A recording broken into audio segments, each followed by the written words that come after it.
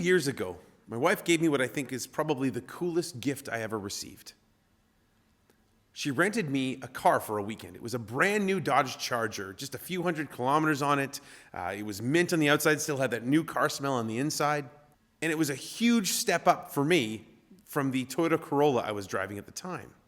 Now, if you've ever rented a car, or if you ever leased an apartment, one of the things that they always do before you take possession of the apartment or drive away with the car is they have you inspect the vehicle or the place with them.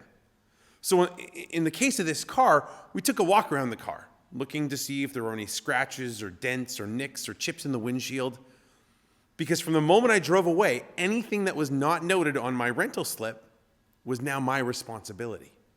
You might compare that whole experience of renting a car from somebody else to what happens in this Sunday's gospel.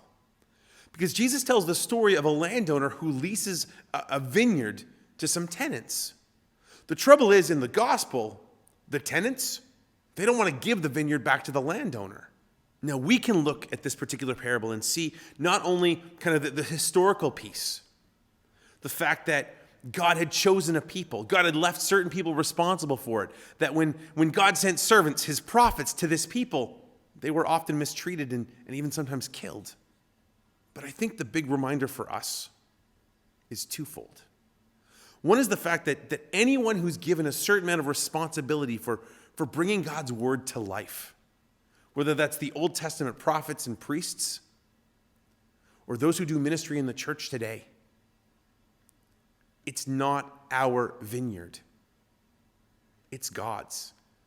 And at some point, likely on the day of our death, we're going to have to give an account for our stewardship, for what we've done. But the other thing is this. This vineyard to this landowner is not some parcel of land he's willing to write off because it's difficult. He cares for it. And he cares for us. And he hasn't forgotten us, even in the most difficult and the darkest times. God hasn't and God won't forget about us.